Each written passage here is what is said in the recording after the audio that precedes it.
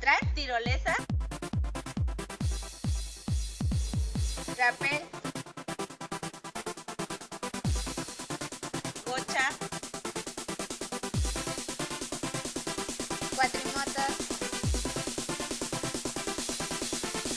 zona de camping.